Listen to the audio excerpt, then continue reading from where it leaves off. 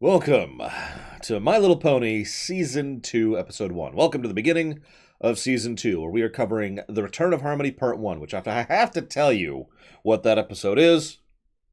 It's the one where Discord is introduced. That really should get it across.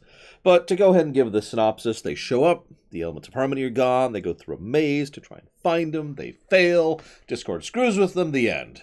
To be continued. Now, I was kind of hoping... Oh, actually, first thing, really quick. By popular vote, we are bringing back the music. So we're going to have music in the background. We'll see what people think of it now that we've brought it back. I'm sure we'll get complaints. So.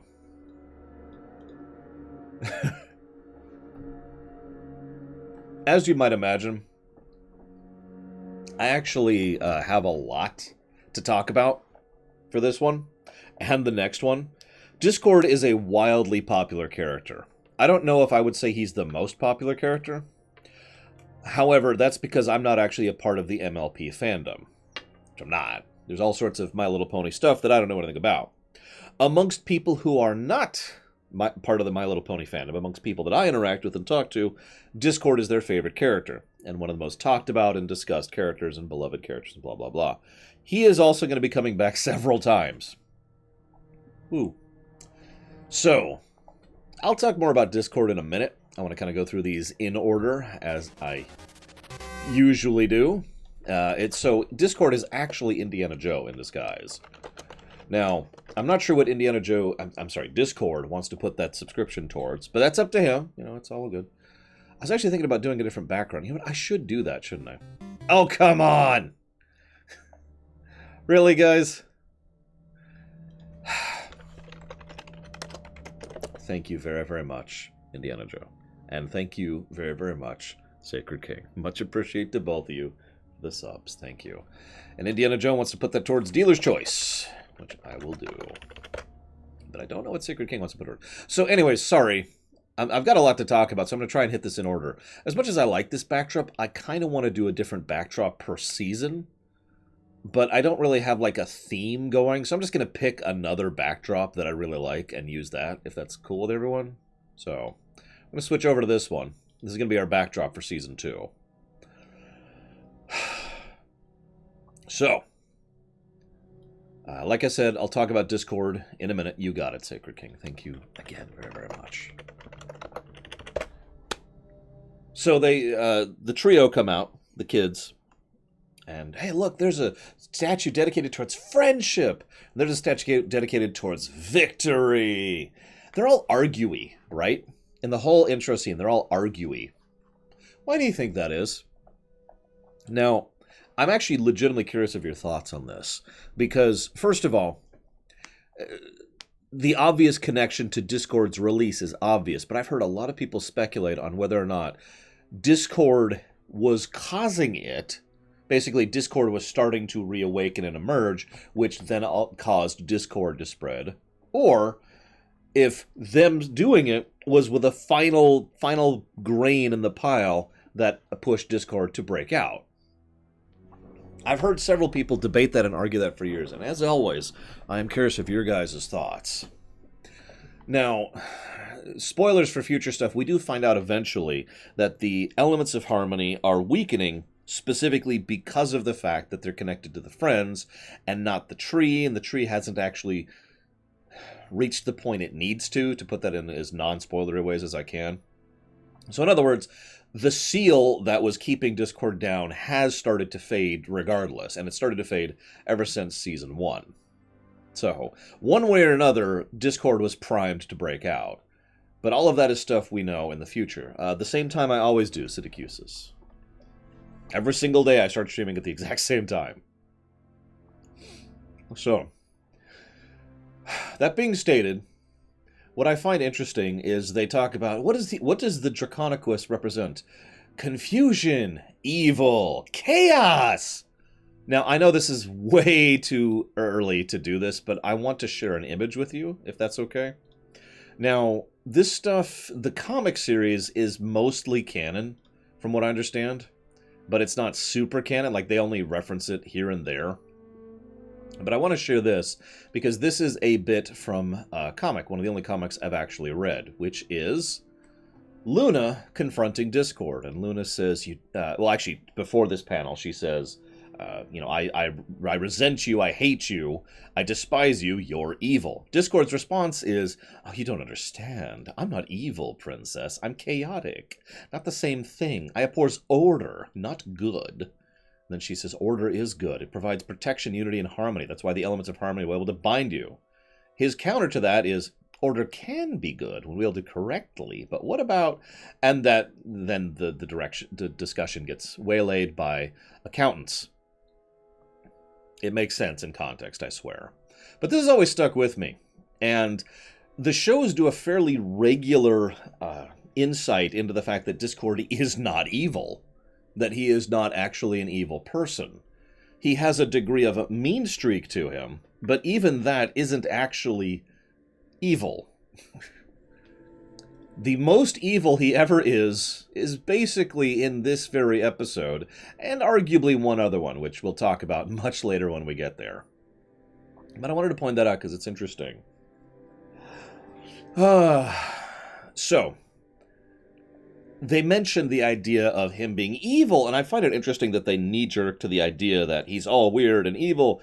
And of course, Cherylee says, no, he represents discord, which is the opposite of harmony.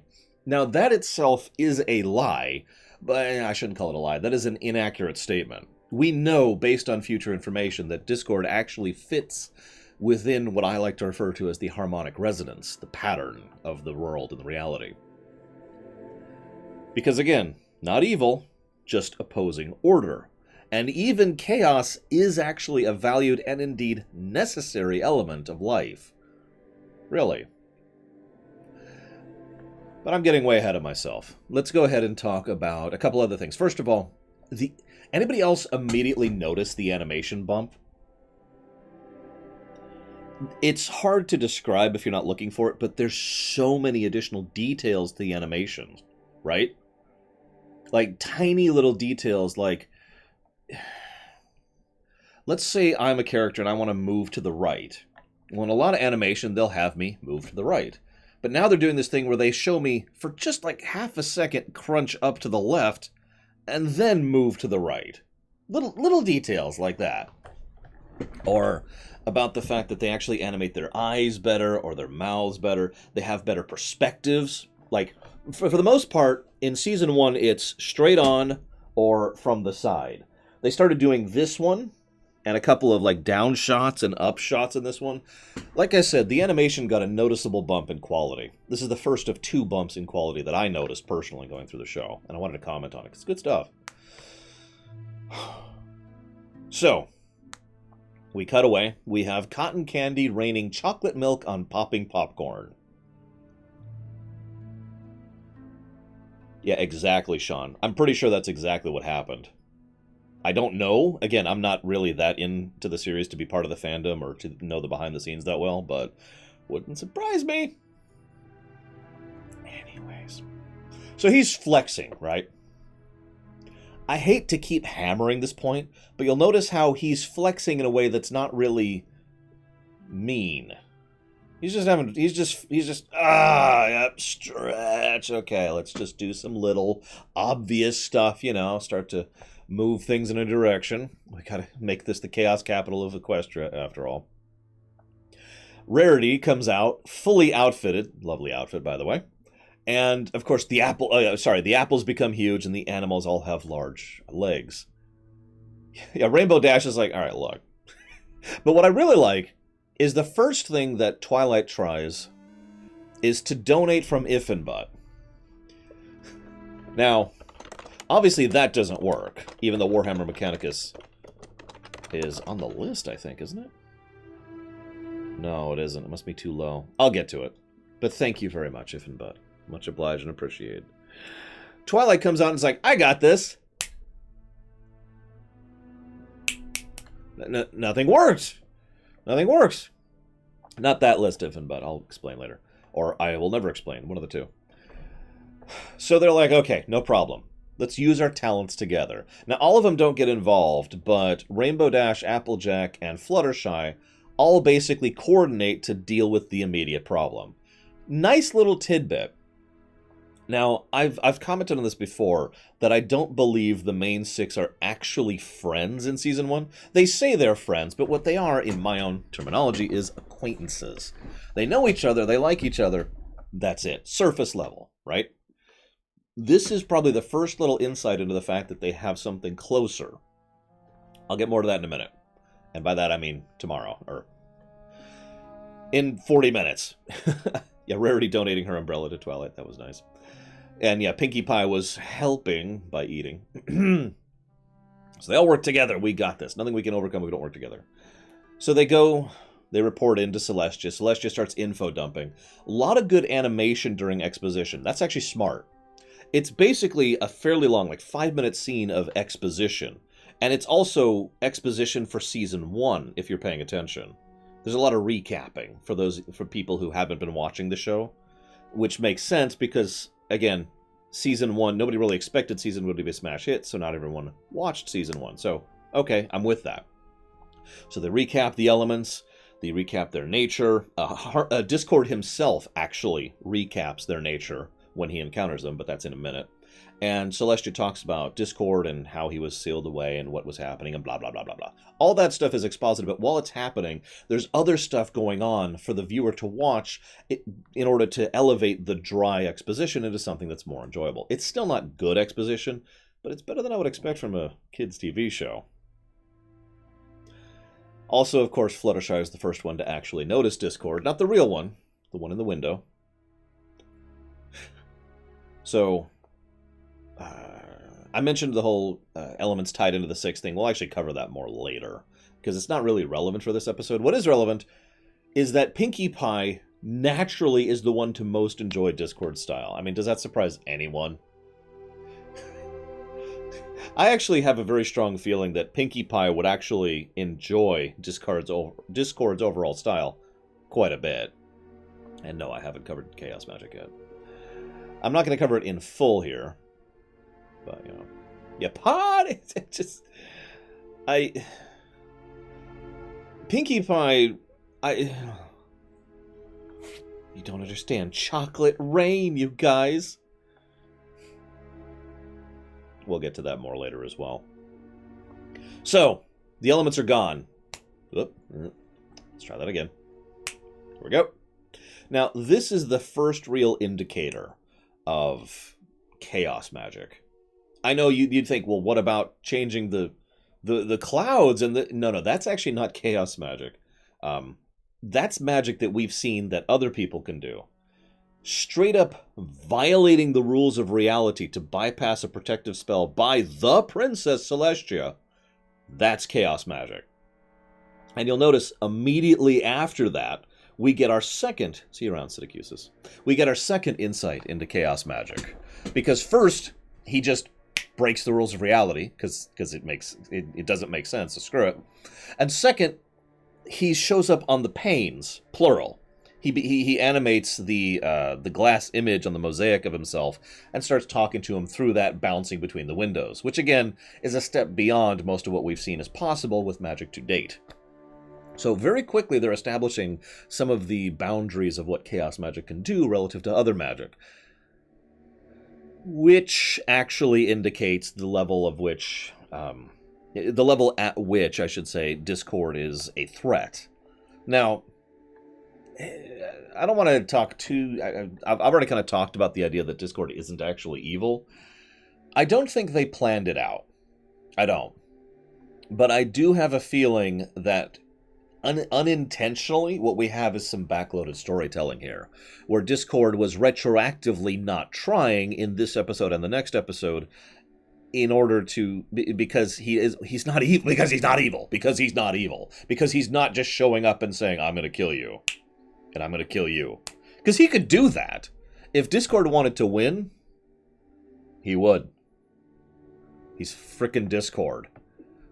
For God's sakes. That brings me to my next point. He's really big on... Let me rewind a second. Can I get back to that? So, the next thing I want to talk about really quick here is, so the elements are gone. He's dancing to the campaigns. There's this really, really good shot where the camera is top down and looking down, and we see the panes here and the panes here, and he's bouncing back and forth between the two sides of it. It's an excellent shot and very, very well animated. Huge props. And I've gotten this far without gushing. Can I just say John Lancie is really good in this role? Well, that's the idea, Mr. Red. This is probably going to be the format going forward. I haven't decided if we're doing it for TOS or Enterprise yet, but this is the format. Yeah, John Lancie's a great actor. He doesn't do a lot of stuff, but he nails at everything he's in. I mean, there's a reason Alarak is my donation sound, for God's sake. But I mentioned this as well because it's funny. This is the first time I've mentioned a behind-the-scenes thing. He was brought in just to do a job. You know, his agent said, hey, voice acting gig, animated show, you're the villain. Okay. He didn't know what My Little Pony was, and he didn't care. He showed up, he did his lines, he went home. I want to praise the man, because for something that was so low-key that it was just a Tuesday to him, he nails it. And I mention that because there's a lot of actors who phone it in, who will not try because it's just another job for them. Even good actors will do that. It's a truly great actor who will put in a good performance for a Tuesday, for just another job. And that's John Lancie. Yeah, I agree, Ethel. That is exactly what John Lancie, or what pros should do. Yes, I know, Zach Taff. I haven't updated the website at all. I've been busy, and I will continue to be busy for the next hour and a half or so. Now, the second thing I want to mention, and this is what Sean had just mentioned in chat, they actually were sitting down saying, okay, we want to come up with, you know, we want this character, and they started designing Discord and working with him, and Faust was actually working on Discord. It's one of the last characters she worked on, and it just kept coming to Q. They really wanted Q from Star Trek: The Next Generation, and finally they're like, can we just ask John Lancie? Can we just reach out to him? Hey, you want to do a gig for us, please? And he was like, sure, you know, he'll take the money. I just love that they just got Q to play Q. There's actually some theories cycling around that the two are far more literally connected, but let's not get into that. Although it wouldn't surprise me, because, I mean, Q kind of breaks the rules, right? Anyways. So, John Lancie nails the role despite this just being a Tuesday. So he recites what he knows about them. Like I said, this is the recap that I mentioned earlier. And then we have the top-down shot. And then there's something interesting that happens. He bothers to give them a riddle. This, even if you argue, even though they didn't plan Discord in advance, clearly some of the ideas of his character were already being developed here. Because, again, if he wanted to win, then he would. But he doesn't want to win. He wants to have fun. This is actually what I like to call the definition of victory. Because for Discord, you know, destroying Ponyville isn't actually the goal. That's not victory. Getting everyone to dance through his hoops and play the game with him, that's victory. And I want to compare him to another character, Gaunter O'Dim. Now, we were talking about Gaunter O'Dim extensively during Hearts of Stone. And as we were going through it, one of the big things that came up, and we debated this for hours as we were playing through that expansion, is whether or not Gaunter O'Dim is limited, or if he limits himself. Now, as I've said back then, I always liked the idea that he limits himself, that he deliberately restrains himself, because what's the point otherwise? And the parallel, the analogy I used to explain that to people was board games. If you sit down at a board game, nothing in the world is preventing you from just winning. You know, just taking your pieces and moving them over there. There, I win. The only thing that makes you follow the rules of a board game is yourself. Exactly. Yeah, and as Sean says, it's not fun if you just win. That's not enjoyable. But if you play the game, well. And I very much feel, to pull this back to My Little Pony, I very much feel that this is Discord in a nutshell. That he wants to play the game. So he gives them the riddle, and he gives them the chance, and he even makes up rules. First rule, you don't get your magic. You don't get your horns and your wings. Second rule, anybody leaves, you all forfeit. Have fun. I really like that, because it does, again, emphasize the aspect of the character, which, to use as a contrast, Tyrek. I know he's a ways in the future, but Tyrek is the contrast to this. Tyrek isn't interested in having fun. Tyrek isn't trying to win with style. Tyrek is trying to win. And at every point when Tyrek shows up, he just tries to win, to completely straight brute force his way through the situation. The only times he finagles is when he loses, because all he's interested in is the goal. As an aside, usually type 4 villains tend to be the just trying to win type, whereas wanting to have fun on the way tend to be the other ones. Yeah, Tyrek plays the game like a player would. I'm here to win. So, moving on. No, Discord's not like the Joker. The Joker is so much worse than Discord. Discord's more like, if I had to use a Batman character, I'd have to think about that for a minute. You know what? I'm going to come back to that. Let's move forward. So, they go to the Riddler. Actually, that's a good one. I like that, Riddler. Because without the mental compulsions. So, he tells them the rules. Here's the establishment of the game. And they're like, it's okay. We've got this. We will win. All we have to do is be together. Together! And then the moment they put their foots down, chikung, chikung, chikung, chikung. That's when the hedge maze comes up and separates them. That's Discord in one scene right there. Because, he's just watching, waiting for the perfect moment. The man's a showman. No, in response to Zactef, is Palpatine a man who wants to win while having fun? Some of the Palpatines, yes. Because there's like 6 Palpatines at this point across all the games and books and movies in terms of interpretation. Some of them, no. Some of them are just here to win. That's a great way to put that, Mr. Red, yes. And Baron already said this. Discord is the role player who the player limits himself so he can enjoy himself more. Tyrek is a min-maxer who just wants to smash the game into tiny pieces. And by the way, Tyrek's final goal is to smash everything, to just have all the power. That's his goal. He just wants to be on top and do whatever he wants to. Now that's funny because Discord wants to do whatever he wants to, but he doesn't want to just get there, even though he could. And yet Tyrek almost wins. That's a good point. But now, hang on, Lord Harrimont. I'm going to get to that for a second. So here's the thing. So, as I've said before, Discord is obviously retconned, at least a little bit. And the biggest contrast to that actually comes up in this very episode. But again, I'm getting ahead of myself. So, together. So then they have the little portrait bit. Love the animation. And of course, poor Fluttershy. There's this little music note that plays whenever Discord is influencing or affecting their minds.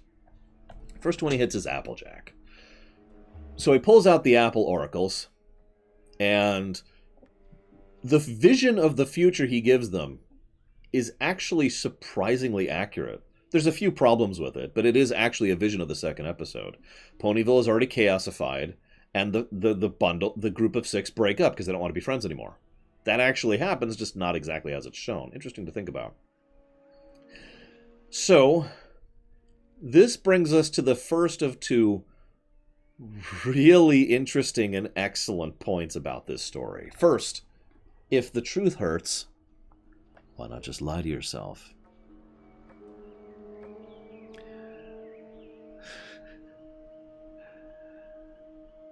So, some of you may know that I have a concept I tend to refer to as analysis mode. Would you believe analysis mode is actually my default brain operation, which causes me issues? Because the world is so horrible that if I have analysis mode on all the time, it hurts. It sucks, and I have trouble dealing with that.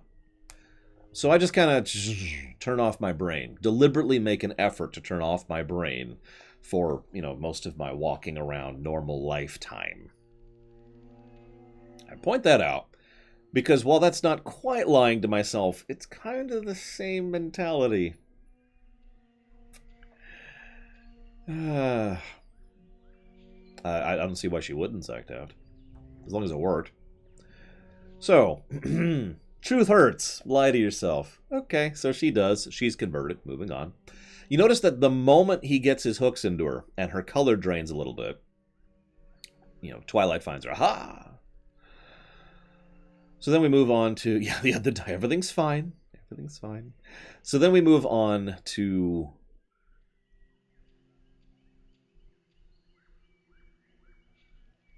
Actually, I was already aware of that all materia, but thank you. That's actually one of the things I was referencing, specifically with regards to Enterprise. But thank you for mentioning it. And then we move on to Pinkie Pie. This one actually makes perfect sense. I'm going to use a weird analogy to make my point here, so I hope this works. But Pinkie secretly doesn't want to be mocked or derided for all the efforts she makes to reach out to others and help others. Remember, her big shtick is she's constantly trying to make others happy, and in so doing become more happy herself, at least when Pinkie is actually being written properly, which is a little inconsistent problem, but whatever. So, how many of you can relate to that? How many of you can relate to trying to be nice or helpful or reach out or honest or sincere and being mocked or derided, laughed at for it?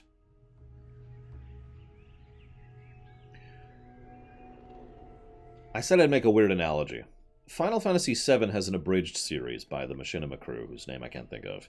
And there's a scene where there's the Shinra executives are all sitting together. And Reeve is sitting there. Team 4-star, thank you. Reeve is standing there. And he says, God, it was horrible watching all those people die. I cried. And in response, everyone bursts out laughing. Now, obviously this is supposed to be a joke. You know, it's kind of a comedic series.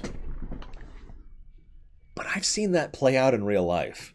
Not over the death of millions, but, you know, oh, God, you know, this such and such movie or such and such game happened, and it was so emotionally impacting, and people are just, what a loser, right? I myself am way past giving a damn. It's one of the reasons I have no hesitation or shame in admitting when I cry on camera or elsewise. But I know exactly what that looks like. And it's that same idea of being afraid of opening yourself, of making yourself vulnerable, and then being hurt in direct reaction to that. And of course, Pinkie would be afraid of that. So, she's poked at that one. She starts to lose her color. Actually, I'm with you on that, Lord Harrimont. Thankfully, like I said, I don't give a damn anymore. At this point, I just look at the comments section on the YouTube VODs and I just shake my head. I share them every now and again because some truly horrible people have been commenting on the YouTube VODs for these Streaminations. But anyways, you guys are awesome. And by you guys, I mean the ones who are here live right now. And those of you watching the VOD who are awesome. You're awesome too. So then we move on to Rarity. Now this one's tricky. But let me get into this for a second. So Rarity likes fancy stuff, but that's not what this is about. It's not about, oh, it's so pretty or it's so amazing. No, what it's about is selfishness. Because Rarity is about generosity. Now, first thing, I don't know, Sean. First thing, most important thing. Why is it a rock and not a diamond? Now, the answer to that is so obvious, I don't even feel the need to say it. Of course it's a rock. She's going gaga over a rock. Isn't that funny? That's why. But seriously, this is the one I tend to understand the least of the various manipulations. The problem is there is one obvious thing here. This is something that was actually deconstructed over on Magica, believe it or not. Puella de Magi, blah, blah, blah, blah, blah. If you give so much, too much, without acknowledgement or gratitude or for anything for yourself, you can get resentful. I bet some of you know what that feels like too. When you give and when you share, and no one says thank you, no one cares, and they just kind of expect it of you, and you're just like, and it starts to burn a little bit in the back of your mind, right? irritates you a little bit. Yeah. No, I do know that one. The thing I often say, and this is true, I don't actually care if they say thank you. I care that they are thankful. I care that it's something that's appreciated, in other words. Of course, I'm not a mind reader, so it does help when someone says thank you. But anyways, I'm moving on. So then it goes to Fluttershy. Now this one's great. So he tries to mock Fluttershy and tries to twist her kindness into cruelty. Here's the thing. Of all of the twists, all of these have made a degree of sense. Truth into lies, very short line.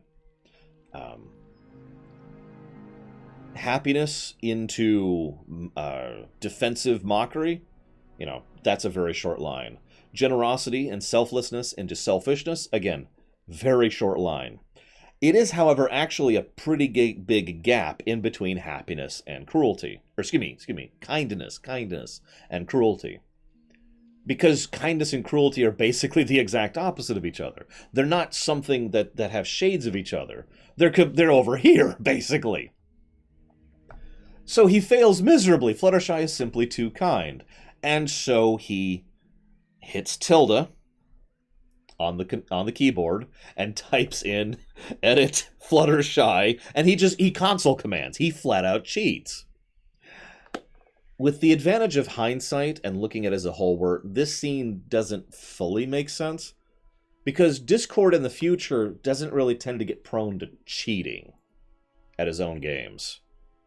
I actually can't think of any other circumstance in the future. Maybe there is one I'm not thinking of, but I can't think of any other circumstance personally where he actually just straight up cheats at his own games, even when he was still being a villainous character.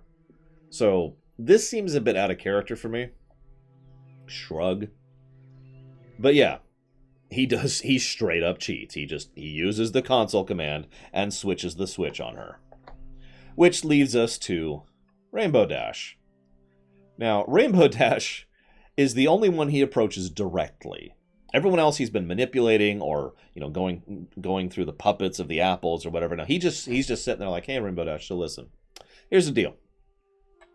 Now, you'll notice this is kind of a cheat, too, because what he does to Rainbow Dash is he straight up lies.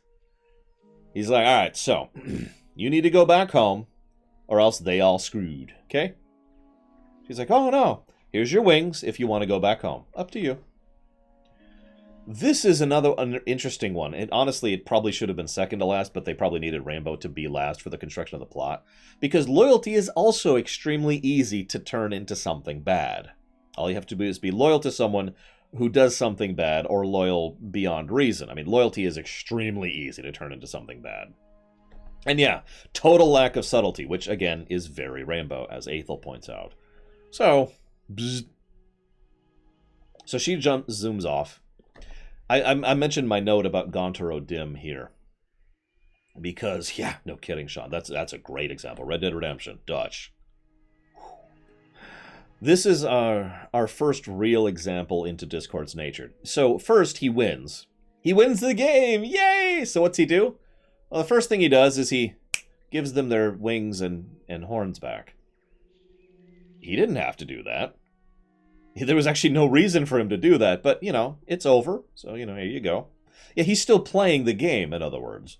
And even though the episode ends with him going, mwahaha, just spoiler, the very next thing he's going to do is he's going to give Twilight another hint on what exactly that, you know, what exactly she got wrong about the story, so...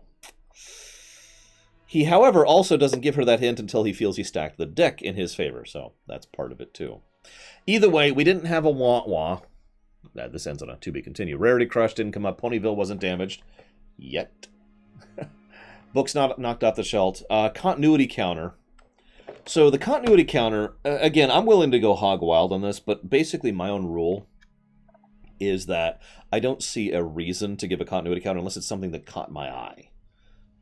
And just straight up referencing the first episode doesn't work for me here. So I don't think this one gets a continuity counter. Personally. Why not corrupt Twilight? We'll talk about that in the second episode. Yes, Ice Tray. Hi, Ice Tray. I'm about to chop off for about 30 minutes.